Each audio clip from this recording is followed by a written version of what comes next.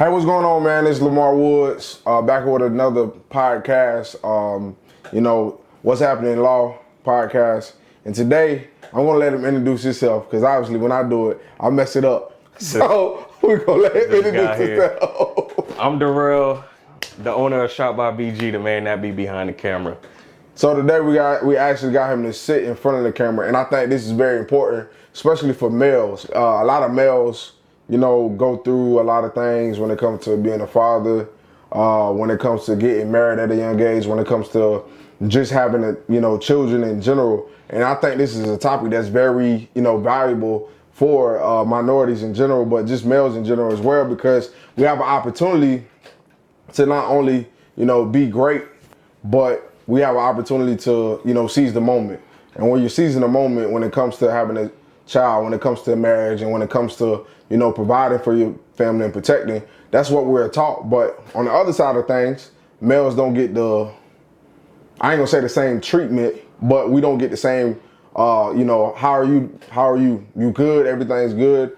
And I think this is a good topic to talk about. This would have been a great episode to drop on Father's Day, but things happen. We couldn't shoot before then, but it is what it is. But we're here today. So today's two things we're gonna kind of talk about is getting married at a young age and becoming a father, I guess, at a young age as well. I think I had my first child at 25.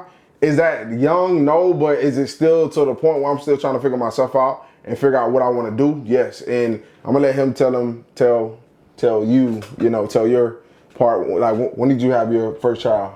I was 21. Dang, boy, you was young. You was a young dog, boy. And what he's saying is some real shit, because you definitely still learning who you are as a person, because I ain't even really had no job or nothing like that. So I can admit and I could be accountable that I probably wasn't going to be the best father in the beginning, but it definitely taught me a lot to get to that point, though. Yeah, so, and I think as from a dad standpoint, having my first daughter, now she's 3.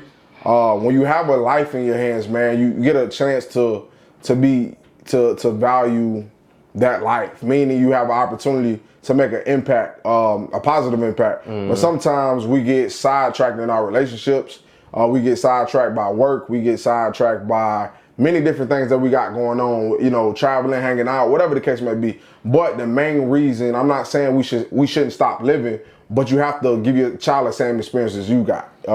Meaning, if you're traveling, take your child with you. You know what I'm saying? If you going to a nice restaurant, let your child experience that nice restaurant.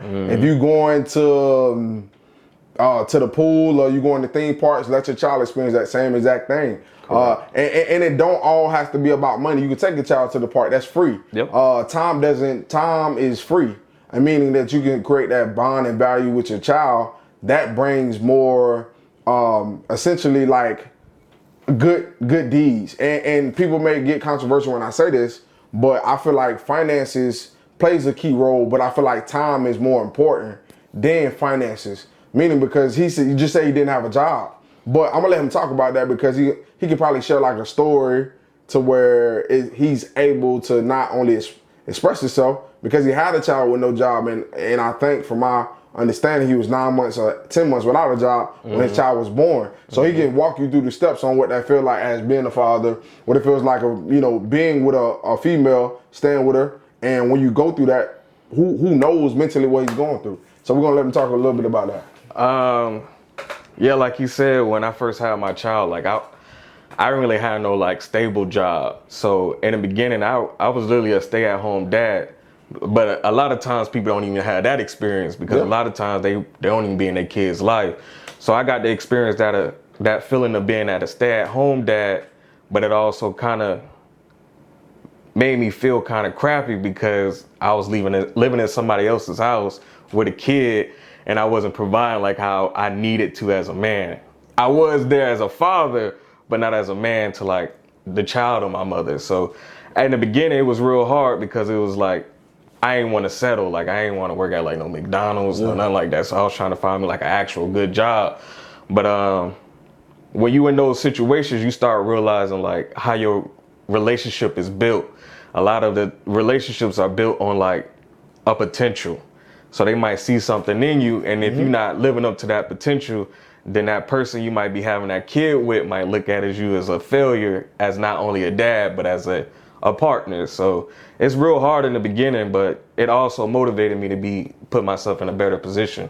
Yeah, and why he's saying that, I think right before the pandemic, me and my wife, we was just, we just had got, she was 5 months pregnant, we got married, and then my daughter came, August 21st at 2:00. So it was on a Friday. I remember just like it was yesterday. So I think the thing is that when those 5 to 7 months, I had to prepare for a child, and essentially my job cut 20% of my check.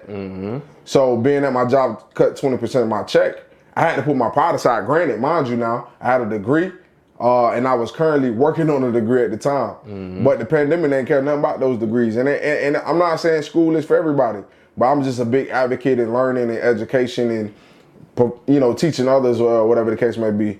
But the thing is that when going throughout that process, I sucked up my pride, man, and like worked at Papa John's for the extra 20%. But as a man, like, was that a prideful thing and spiteful? Yeah, it was a pride thing, but I had to take my pride out and think about my family in the long run, because at the end of the day, we were still able to pay all our bills during the pandemic. We was still able to, live, but in the restrictions, whatever that pandemic was. So I know exactly what you're talking about. And I've been to a point to where business is going great. So I decided to leave my job, and wasn't the right timing.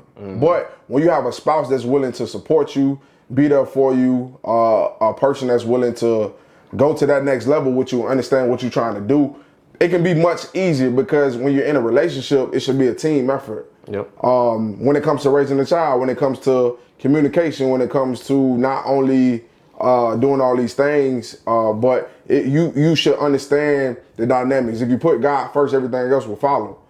And I think that's what I try to instill in my relationship. Am I perfect? The answer is no. I'm not perfect by a long shot. I have my flaws. Everybody has their flaws that they deal with, but it's about how can you meet that person in the middle and be willing to compromise.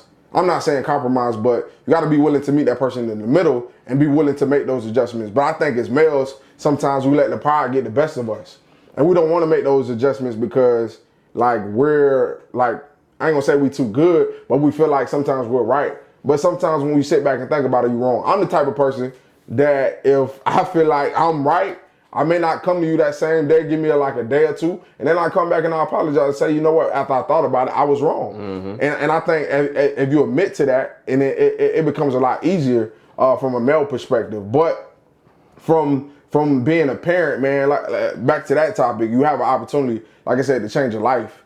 But not only that, if you're co-parenting, I think the best thing to do, man, is communicate. Because a child shouldn't suffer because two parents decided that they don't want to be together no more. Facts. Granted, at the end of the day, that has nothing to do with the child. That don't have nothing to do. That has something to do with y'all. In most cases, I'm not gonna say all of them, the child becomes a tool for both of the parents. Meaning, like, if the dad is, taking the child full custody and the mom wants to get them, it becomes a battle. Or if it's vice versa. 9 out of 10 is Florida is a mother state, so everybody goes to the mom, you know what I'm saying? So, but at the end of the day, it's not about who's right and who's wrong, but how can we take ourselves out of the picture and worry about the kid? Because when we're no longer together, who you with is none of my concern, but at the end of the day, it's like, as long as they're not harming my child and they being an asset to that child's life. Correct. And I'm not in that situation, but I'm just saying, if I was in that situation, I'm still with the mother of my child. So we're married. So it's just like, at the end of the day, it's not about being spiteful because y'all didn't work out, but it's about trying to make sure that both parents are in both parents' life. And what does co-parenting look like? I don't know what that look like, but I have somebody beside me that knows what that look like. And he can go a little bit of depth on that. Yeah. So I let him share his side. So like he said, the most important thing about co-parenting is definitely communication. If you really ain't building that trust with your co-parent, meaning if you say I'm gonna do something this weekend, you gotta do that. You can't be saying I'm gonna do it and then be like, I got something else to do, because now you're losing that trust between the co-parent. And so if y'all ain't building that communication and then the trust, a lot of times that goes straight in the pits. So I definitely say if you follow those two things, it ain't gonna be easy like you said, because it depends on your partner. I don't know if they might have some hate towards you because you're not with them no more, but if you can build that communication and trust, that should go a long way. For sure, for sure. And listen, man, we gotta stop using these kids, bro. We have to, because at the end of the day, it's only gonna damage the relationship with the kids and their parents. Not to say like if I was in that situation, I would make sure like I get my daughter at least 7 days a week, 7 days on, 7 days off, so that way the mother of that child is getting a break, or you know, so that way I'm able to, you know, conduct business. And it's all about adjustments. A lot of parents don't really want to make sacrifices when they have kids, and it sucks. But at the end of the day, man, you have to make sacrifices. There's some times where like you have to do more than your other spouse, because sometimes there's never one time I had a balance. But sometimes you're going to be up and down, down. It's going to be right and right. And everybody use that word 50-50. You can't be 50-50. 100. You got to be 100% on both sides. But it's okay for that other person to be at 75 or 50, and you got to pick up the rest of the slack. But that's just how it goes, man. And I'm a true believer in teamwork. If you're working together as a team, man, things are a lot easier. Because I grew up in a household of just me and my mom and my brother. And granted, my dad was around, but it was more of a sacrifice for my mom. She worked 2 jobs, man. If it wasn't for my brother, it was like I wouldn't say I would have had a male figure in the house, but my mom, I ain't gonna say she didn't date the best people, but my brother, for that time while my father, when I wasn't with him, he became my father figure. So both of my brothers, my brother Brandon and Tony, so it's just like, at the end of the day, man, we have to understand that not everybody comes from a good background, so try to create a background for your kids that you want them to have and desire. So if that means, you know, you busting your behind a little bit extra at work, so that way you can take them a little places here and there, do that. If that means like saying, like my mom used to say, do you got McDonald's money? I never do that to my daughter, because at the end of the day, like, you know what I'm saying, she's only 2 years old. Facts. You know what I'm saying? Granted, we do got stuff to eat at the house, but if my daughter wants Chick-fil-A, you know, if I got it, I'm gonna get it, because time you can't get back. That moment I might not able to get back. You know what I'm saying? Because time is precious while we're on this earth. So we have to understand that time is very important, bro. There's no other way to put it, because you can be here today and gone today. That's just the way life works. And if we are not putting our differences aside when it comes to co-parenting, or even when married couple are together, you cannot use kids as a crutch, man. But being a dad is an awesome feeling, man. Being a dad is one of the best things I ever accomplished, outside of, you know, getting married and, you know, graduating from high school and graduating from college or whatever the case may be. And so being a parent, man, you have an opportunity to not only, you know, make sure that child get a better experience that you had, but you want better. But don't, in the midst of, you know, wanting better for your child, don't forget about yourself. I tell people, because if you're not taking care of yourself, how you gonna be able to take care of your children? And I think that's a crucial point, because a lot of people, they just go and go and go and go and forget about them. And when you forget about yourself, then that's when that depression comes into play. That's when that anxiety comes into play. That's when that a whole bunch of stuff just come into play, bro. And as people, we have to slow down and sometimes sit still. You know what I'm saying? I'm a true believer in Christ, and, you know, believe in God. And sometimes I gotta sit still, because that's what God want me to do for that time. And He want me to, He want to guide me out throughout the process. And sometimes we need that guidance, so that way you can figure out the next best move for your family. You can figure out the next best move for yourself. You can figure out the next move for your children. Because at the end of the day, man, expose your kids to a lot of things, meaning sports, dance, whatever they want to do, man, expose them. Because the more you expose them, the likely I ain't gonna say the likely they're less to go to the streets or whatever the case may be, but the better chance they're gonna have at life, because you done exposed them. And then once they turn a certain age, and you still help them, but just know as a parent, you did your job, man. Exactly. You did your job as a parent. And I think we have to start embracing and valuing of being a parent, and put more values than, I'm not saying going out is not a problem, but if you ask me, man, I would rather hang out with my kid than go out. Because I got a better less chance of getting in trouble. I got a better less chance of something happening. I got a better less chance of anything. So I just rather I hang out with my daughter. And do I go hang out and do whatever, you know what I'm saying, as far as go shoot pool or go bowling and stuff like that without her, yeah, I'll do it. But at the end of the day, man, you still human, so you want to enjoy yourself while being a parent. Exactly. Do you want to add anything to that? Man, it's just so much, but at the same time, like you said, if you're not taking care of yourself, you're not gonna be a great role model for your kids. So when I say take care of yourself, I'm saying like better yourself. Always try to find ways to become a better man. Yep. Like you can't just be content with just being like, oh, I take my kids to do this. But if you can find a way to make more money and put yourself in a better situation, that'll trickle to your kids, because your kids see you and they mimic you. So if you just constantly become a better man, you're gonna make a better child. And yeah. I feel that way for sure. No, absolutely. And I think another thing is, and I had this conversation last night. We was at a game night, and I was saying, like, and I had this conversation with my wife. I said when a child is born, nobody really asks the male mentally how they doing. Never. I don't think in the whole year as when my daughter was born, like nobody said, hey, are you good? Maybe my wife here and there, whatever the case may be, but besides that, like, and I'm gonna say maybe 2 or 3 more people. I'm gonna get that.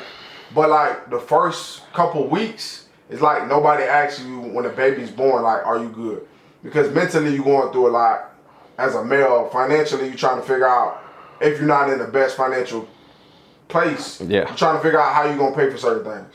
You're trying to figure out what life is gonna look like with a kid. Yep. And you're trying to figure out yourself in the mix of that. So I think as males, man, we got to do a better job of checking in on our homeboys, making sure they're good, our brothers that have kids, because that ain't a sign of weakness or asking somebody how they feel. At all. It's just called being a male and being concerned about your homeboy or whatever the case may be. And if you're a true homeboy, you gonna put that feelings off to the side and be like, hey man, how's everything going? You need anything? This, that, and the third, because people don't do a good job of doing that, man. And I think when you ask somebody how they doing, that can go a long way. Maybe they can stop somebody from doing suicidal, or maybe they can stop somebody from falling in that deeper depression that they was already in. Facts. You know what I'm saying? If I was a mental health person, which I'm not, you know, maybe I would know what advice to give, but just you know, asking that person, hey, is everything okay? Mm-hmm. You know what I'm saying? You need to talk, because when that newborn come, like, everybody look for that male for answers, especially financially. When a woman stopped working for 6 or 7, 8, however long she got to work for, she's not gonna work for that first year. Financially, the man becomes the provider, and that's our job to do. Mm-hmm. But at the end of the day, man, as males, I feel like we still got feelings. And I know myself, I'm a true believer of expressing myself. So if I feel some certain way, I'm gonna let you know, because at the end of the day, if I hold back, it's not doing me justice to just sit back and not say nothing. Facts. So, and from a male standpoint, we have to do a better job and having more conversations to break the cycle of saying, hey, like, you good, everything okay, you need anything. And I think if we do that, man, a lot of stuff will stop from happening, because the person just snap or they break. Mm-hmm. And when that person break or they black out, anything can happen. Yep. To the spouse, to the whatever, or they cussing, they just angry, walking around mad for no reason, bro. Because nobody took the time and just asked them, are they okay? And in my experience, that's what my experience was when my daughter was born. What was it like for you? It definitely was the same, but like I said, I was 21, so at that time I didn't even know what was going on. You know what I'm saying? I'm just in emotion, like I'm just trying to figure it out as I go. But like you said, as I got older, I started realizing, like, it's important to have those conversations. Even if nobody asks you, you might need to tell somebody. You know what I'm saying? Like, yeah. Whoever you close with, just be like, listen, like, I'm having a hard time right now. Like, I know you probably can't do nothing about it, but I just need somebody to vent to. So what he's saying is definitely factual, because especially if you're young, like, definitely talk to somebody, because it's a lot of things you ain't gonna know right out the gate. But if you can find somebody to talk to and get some game from and learn from somebody, I really recommend that, because that's going to take you to that next level that you need to get to, for sure. Yeah, and I wish, man, having 2 brothers that had children, having my dad, not faulting them, but maybe they wasn't taught to have those conversations. Exactly. You know what I'm saying? Exactly. And at the end of the day, like, what could they say?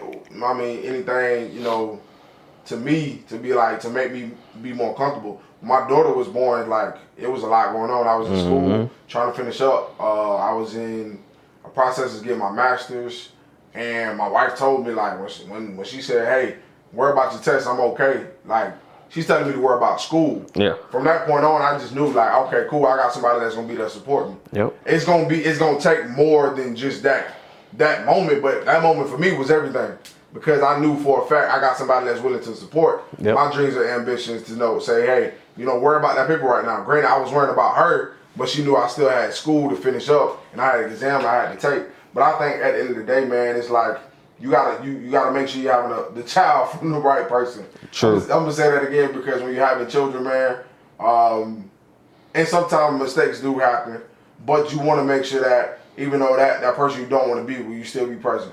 Yeah. A present father is better than no father. You know what I'm saying? Facts. So, and a person that's present, you have more connections. That child experiences a better life. And I'm not saying every parent's gonna be perfect. Some parents gonna expose their kids to something they don't need to see. Others gonna do, the bare minimum or whatever the case may be. But if a dad is present, man, let them be present. It's better to have that real father than have nobody. Facts. Because at the end of the day, I'm not downgrading doing the bare minimum for their kids. But at the end of the day, man, they're trying. And sometimes it takes people a little bit longer to get to that next stage in their life. Exactly. Where it comes financially, they may not be in the best financial state at the time. So, or they may, got locked up or whatever the case may be, and it's hard for them to find a job. But at least they're trying to get a job. And some just go back to what they know, which is trapping. A lot of people, do that. But at the end of the day, if they're present in their kid's life and you're not letting them see their child, then that becomes a whole nother factor for that, not only for that father, but he's like doing everything he can do possibly to see their child, but it's just clashing. And when you clashing, man, nothing good come out of that. And I think from experience, man, having a daughter, I just got a whole new respect for females, bro. And he has a daughter too. So at the end of the day, man, being a father is a great thing. But also too, man, nobody really take the time out to figure out how males are doing. But I think from a standpoint to that first question up that we had part of the interview, I think that if I had to put a stamp on it, being present is better than being not present. And time matters. Time matters to that father in that child's life. And I think when you have those two combinations together, things can happen. But the father has to be a great role model for that child, despite the past that you and the mom had, and despite your background. You know what I'm saying? If you was locked up, whatever the case may be, you should want to change your ways for your children. And when you have children, you have to sacrifice, and sometimes that requires you to work a little extra hours, or pay for daycare, or whatever the case may be. You got to do what you got to do, man. But be a father to your child, and man, watch great things happen. And then too, man, education starts at home too. With kids, don't expect the school to teach them everything that they know. Facts. And like I said, I'm not a big advocate for school. But the thing is, man, if my daughter's 2, and learning shapes and colors, that's important. Understanding how to count to 10, that's all she knows. But we're taking baby steps, and we read to her every night. Reading a book can go a long ways. That help with their development in speech, and things like that. So as fathers, we got to do more. We got to be more intentional about helping them out get to that next level when it comes to their education. And when you talk about education, man, he couldn't bring no C, because we went to high school together. So that's the only reason I know. So listen, check me out, because everything he's saying is important. But I'm gonna tell you what the real key is right here. If you work on yourself. Just work on yourself. Like you said, God and yourself, everything else gonna fall in line. Because if you in a position where you leading as a man, all that shit just gonna fall right together. Yeah. It's that simple. It's that simple. And females, understand, man, it's a team effort. It definitely is. It's a team effort. I'm not saying like, I ain't even gonna get into the bills factor.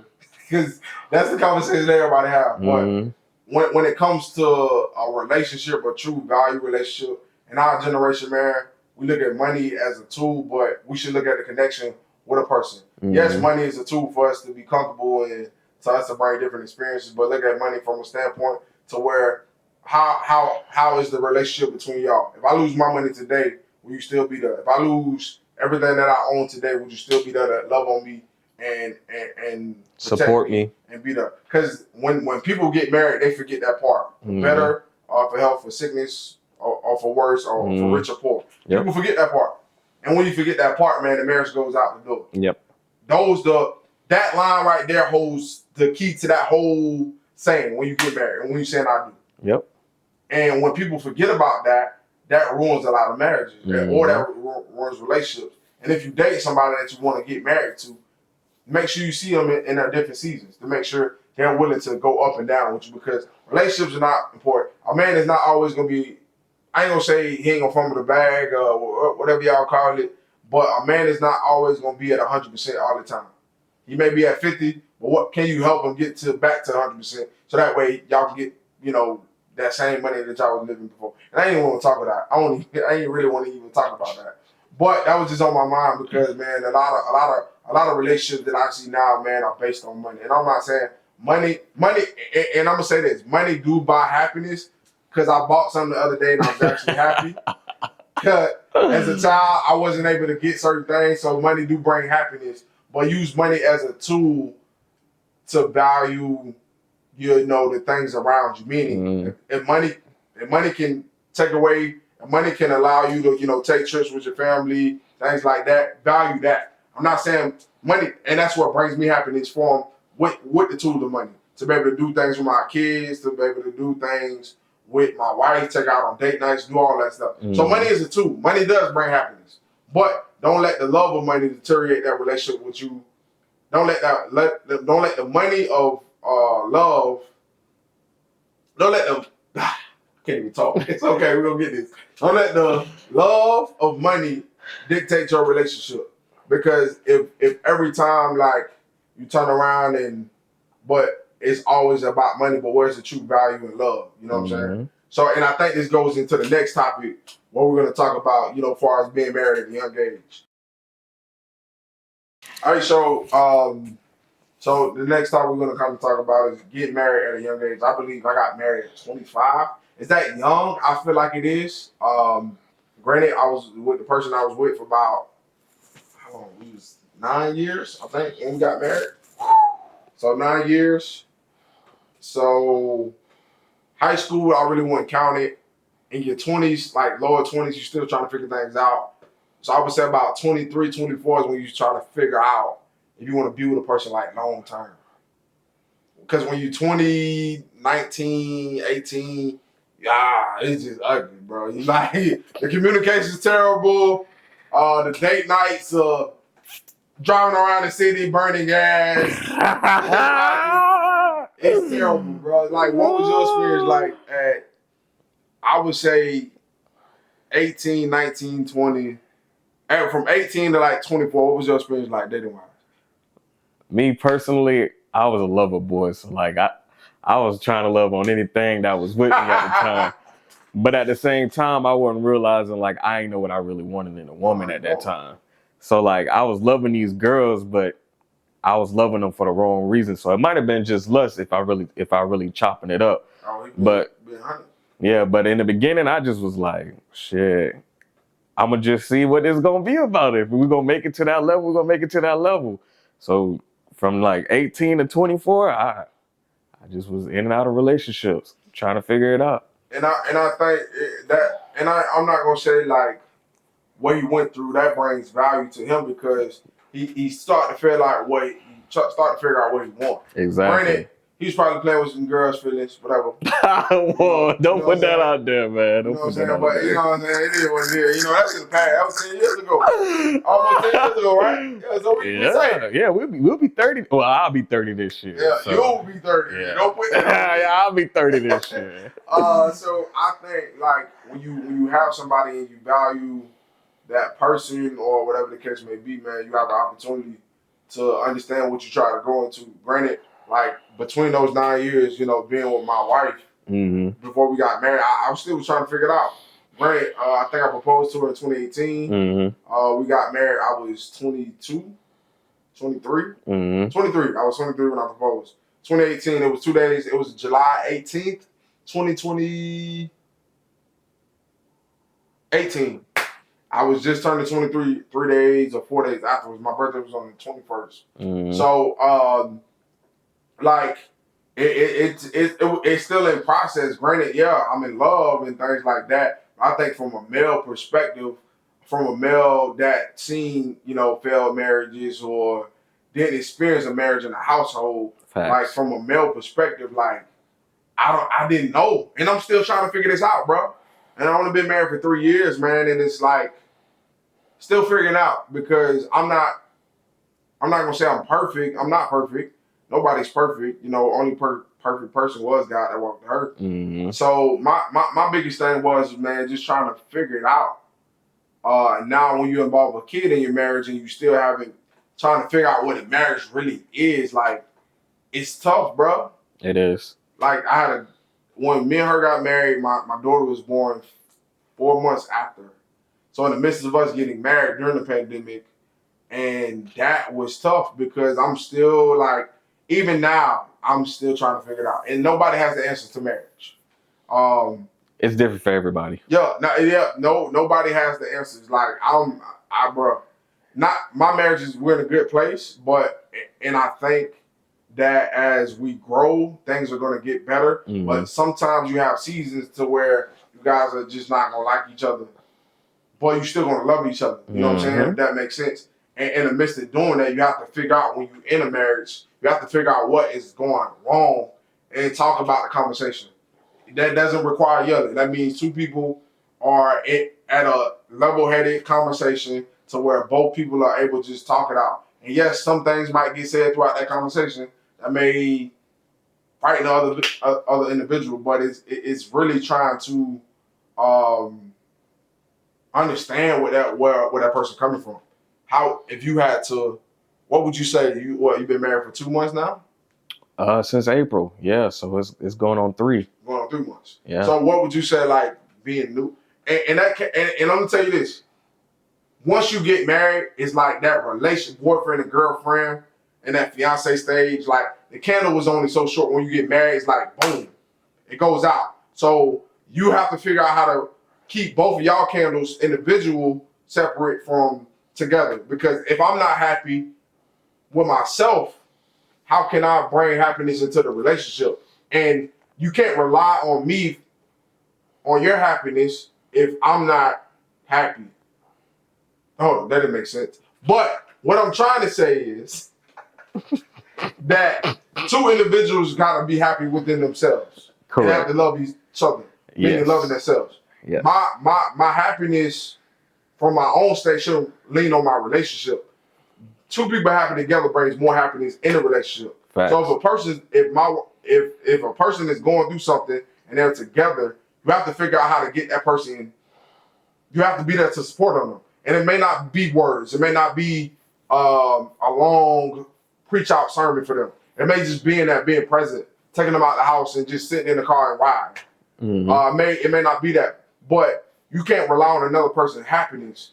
The thing is, man, you have to learn how to love yourself before you love somebody else. And that's what I learned when I got married, because sometimes in relationships we try to depend on each other's happiness, and it doesn't work like that. I had to learn how to be happy with myself before I make somebody else happy. Facts. If I'm not happy with myself or miserable, then that other person's gonna be miserable in that relationship. Facts. And then my candles is just gonna blow out, and that relationship gonna go blow out. But that other individual, they happy with themselves. Yep. Because they learn how to love themselves first. Yep. That's the only way to put that. But sorry to cut you off. I just had to say that because a lot of people get married because they're happy in a relationship, but they're not truly happy with themselves. Nice. That's a bar. That's a bar. Back to your question, my bad. Three months now being married. How would you say, it's been? It's great to me, to be honest. Because like you said, we both been through enough experience to realize that it starts with ourselves, just like you said. So even when we was early in our relationships, we laid down a bunch of boundaries and things to learn each other, where we'd be like, don't push me to this point. Don't do this to this point, because if you do, then you might create a rift in this relationship. So we was able to put those like standards right out the gate. So when I got to the point of being like, I feel like this woman should be my wife, I was very secure with the decision I made. So now that we married, I just feel like it's a continuation of our relationship before we even got married. It's just that now we legal and by God, and we took that oath in front of God to say that we wouldn't leave one another. But other than that, I've been having a great time, man. Because you had that first stage, you had the 3 months. Yeah, but I'm saying we've been together already. Like you said, we've seen each other at different seasons. Yeah, absolutely. We know a lot about one another. It's just one of those things where, like, of course, nothing has hit the fan like you said, but I have so much faith in this relationship. I know, like, when it does, You're gonna bounce back. we're gonna be able to be like, all right, let's have this conversation and continue to move forward because we already set them standards from out the gate go. She knows so much about me, I know so much about her. It's like to the point where, like, if I act a certain way, she'd be like, all right, I know why you acting that way now. Cool. Yeah, so now I'm gonna come to you and be like, let me not probably talk to you in this kind of tone. Let me talk to you in this kind of tone. Like, so we worked on most of it, but I know you can't control everything. So I'm sure at some point some shit gonna hit the fan. But and I'm not saying like marriage is a horrible thing, but you gotta realize when I've been, so me and him are two different situations. So I've been with my wife for 12 years, going on July 18th, I think it's next week, next Tuesday or something like that, next Wednesday, whatever. But that's besides the fact. But people change, man, over time. The same thing she liked 5 years ago, she don't like now. So people were involved over time. So relationship does change, man. And you have to be willing to adjust. Granted, I've been with my wife for 12 years. How long you been with your wife before you got married? Since 2021, so it's only been 2 years. 2 years. So that's completely different. Yeah. So two completely different situations. And when people change, you have to either make adjustments, and you have to be willing to, make those adjustments to make the relationship work, or you have to be willing to do whatever you want to do to make you happy. But if you're in a marriage for long term, I would tell you, man, like, really communicate. If it's going to therapy, meaning you going to therapy individually by yourself to work on yourself, you should do that. Or if the second thing is do a couple therapy. Couple therapy does work. And I tell people this all the time, man. If you do that, you have a less chance of getting divorced. And I would say most people do not know how to talk through their problems because they're saying the same exact thing, but they're not understanding each other. That's an understatement. And when you don't understand each other, it makes things much harder to even get through. And I'm a firm believer in walking by faith and not by sight. Yeah, it's looking ugly right now, but it's not always going to look like that. Because the word faith means believe something that's not even in front of you. Believe if you're breathing air right now, you believe that everything you're breathing air, but you don't see it. So at the end of the day, if I go based on one argument or one assumption or things like that, and I'm not looking towards the future of our relationship, that's where you lose it right there. If you're not looking if you can't see past that argument that you're going through right now with your spouse or whatever the case may be, I feel like you lose sight of what you see. And meaning you're not able to see what's coming up in front of you next. Meaning that if you don't see positivity and all you see is that argument, your relationship gonna stop right there. Once you close that door and not having faith in your spouse or your boyfriend or girlfriend or your fiance or whatever the case may be, you're gonna lose sight of everything that's coming. Marriage, you're gonna lose sight of that. You're gonna lose sight of communication. You're gonna lose sight of finances. You're gonna lose sight on everything. And I'm not saying everybody's perfect because in a black household, I wasn't taught finances. So now, all right, cool. I'm 28, so I'm trying to figure out now, all right, I got a spouse, and then now you have to figure out how two finances work together. Meaning, one person always going to be making more than the other one's always going to be a balance, or whatever the case may be. Or it's going to be up and down. So you have to figure out how to work two incomes now together, and it should be for the better of the family. Not worsening it, because at the end of the day, if you had the opportunity to better your situation, and understand everybody coming from different situations. One person may have student loans, the other person may not. The other person may have good credit, the other person may not. So you want to make sure that you're asking these questions, with your spouse, and sit down and have a conversation to figure out how we're going to attack this thing financially, how we're going to communicate. Because the way you communicate is going to determine your whole relationship. If you're not open and honest, it makes things tough. And I'm not no relationship guru, but I can tell you over the years of me being married, the last 3 years and being the same person for 12 years, things do change. Facts. But you have to figure out how to rekindle, um, try to come up with a strategy and figure it out. And I'm not saying if you don't want to be in a relationship, that's cool. But you have to understand that when you around your homeboys and they marry things like that, you gotta respect them. Facts. You gotta respect them, and you gotta support their marriage. As much as you're not married, I'm not saying you support them, but your homeboy going through something, support him, man. Be there for him. Because that's only gonna show, hey, he a true homeboy. He listened to what I had going on. And I'm not telling you to go around and tell everybody your business. That ain't what I'm trying to do. So I want to get that out the gate first. So the thing is that when you have people around you, man, it makes marriage much easier. But whatever you guys got going on at home, keep that home. You know what I'm saying? And I'm not saying, and some people are different. If you got a problem, talk to your therapist. I have somebody that I go to, and I get advice from because that person has been high in their relationship, they has been low in their relationship, and they have been having no relationship. So I go to somebody and I have conversations to see, like, from a male perspective and from a female perspective, but I want somebody that's going to be neutral and not be in my corner always. I want to know what I did wrong too. Yeah. And that's what you need. You need accountability because sometimes as people, that's my favorite word. We don't hold each other accountable, man, and that's what marriage is about. Holding each other accountable, but it's two people becoming one flesh. Mm-hmm. And in the Bible, I'm a firm believer in reading the Bible. It says when a man left home, he left foolish things. He left him, meaning he's clinging to his wife. And they say the man is the head, and I guess the wife is supposed to be the tail. But my favorite thing is if we're walking side by side and you're not behind me, we're much stronger than you being the tail. If we're walking side by side with each other and we're working together as a team, man, it's much more powerful to walk side by side instead of her walking behind me. If we're walking side by side, that means we can't be broken. The only way we can break it if you decide, or if I decide that I want to break. Yep. So I don't know, man. I'm just over here talking like far as my experience, but my marriage is in a good state, and I think people have to really understand. If you argue, that's cool, but don't drag it on to the next day.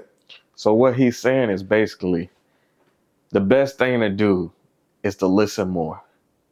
It's okay to just bite your tongue sometimes and just be like, let me hear what my husband or my wife have to say before you even comment on anything. Yeah. Just listen, because you'll be surprised. Like you said, y'all might be having the same argument, the same point, but they might be saying it in a different way. But if you would have just listened, y'all probably would have figured out the solution way faster. So I definitely recommend sometimes just sit there and just listen to one another. That's it. Yeah, and I would say this, man. One of my flaws is, bro, that I have. I don't like to listen, and I'm not saying it from a bad standpoint. I'm saying it from a standpoint to say, like, I have a moment. When I have my moments, like, cool, that's fine. Like, I guess I'm hearing what I want to hear at the time. It is what it is. But if once I calm down, I come back to you and I regroup, and we had a conversation, then I'm more open to listen. When two people are upset, it's like nothing's gonna get accomplished. It's literally like talking to a brick wall. It's like that, and that's what happens when two people get upset. Like, I'm not listening at that point. Me personally, if I'm upset at the time and I can't control the way I'm feeling that emotion, I'm just gonna, like, I'm really not listening. I don't want to listen when you got to say. I want to be done with the conversation. Now, I'm not saying shut down. Don't do that. You should be able to either a day or 24 hours or 48 hours still have that same conversation, but have it over the level head. Because at the end of the day, you don't have that conversation. All you're doing is sweeping up under the rug. Yep. And that's it. And I think for black marriages, we have to do a better job of not just getting married because we want to get married and we want to have a wedding. We should get married because this should be a long-term commitment. And I'm not saying every marriage is going to work. It's not. That's just statistics. But if y'all decide to split because you guys exhausted all your resources. Yep. Meaning you tried the therapy, that didn't work. You tried to separate and figure out whatever the case may be, that didn't work. But at the end of the day, the goal of marriages is not to get divorced. I'm not promoting divorce. I'm not doing none of that. The goal is to stay long together, 20, 30, 40 years. That's the goal. Because at the end of the day, that bed get lonely at night, bro. Facts. And having a dude in and out, vice versa, a male having a girl in and out, that get old, bro. Like, all that does is create more confusion for you as an individual. And I'm not saying marriage is not for everybody. But if you can find a spouse that's willing to be there for you and be there to love on you and encourage you and push you, that's cool too. But just know that piece of papers don't mean just because you're married, that doesn't make anybody perfect. You can still be boyfriend and girlfriend and have a longer relationship than a married person. Facts. And I done seen it happen. So with this podcast, man, I really want to bring a male perspective, but also a female perspective, if I can get one on you, to really shed light on just talking about, having kids and being single or doing, I don't know, being a single mom. I think that's going to be my next topic, actually. I got somebody for that. I just got to set it up to where we can get on here. She's a great mother to her kids, got 2 kids, and she does a great job with the kids, and it just it makes me want to do better, be intentional, be a better father when I see single moms, because Facts. I had my daughter for 5 days, 6 days by myself, man, and I see why single mothers are very strong, because I had my daughter for 6 days. Granted, I got a lot of patience. I do. My daughter, she's not bad or whatever, and she has a moment just like any 2-year-old do. But I was able to see firsthand getting up, coming home, cooking, giving her a bath, da da da da. And granted, when me and my wife, I still do that to this day. Yeah. So don't fault me like I'm just talking like I don't do this every day. I call it an active dad. That's me. I am an active dad. I'm advocating for an active dad. That's me. If anybody want to be an advocator, I need to stand up. Please stand up. I was just saying, but I am an active dad. I still do that. But I see what single moms go through. And it's tough, man. So the next conversation that we have on here, I'm going to bring her on. And from a male perspective, try to see if I can find a single father. Oh, I got one. I got one too. So that's going to be our next episode. We're going to have That'll be lit. 3 individuals, me, myself, and I was just playing. Because I can't even think of it.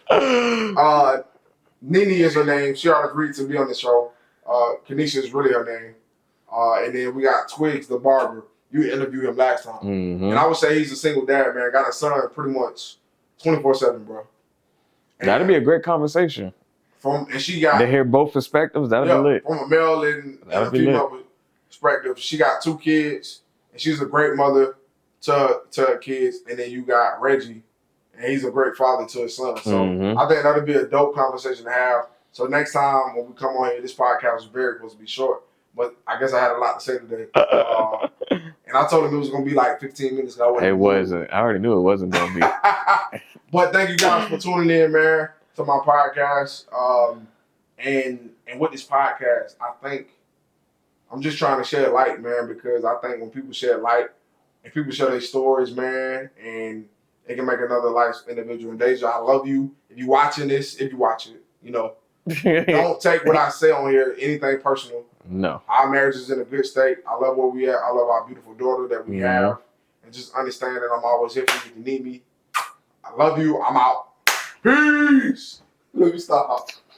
That was beautiful right there, man.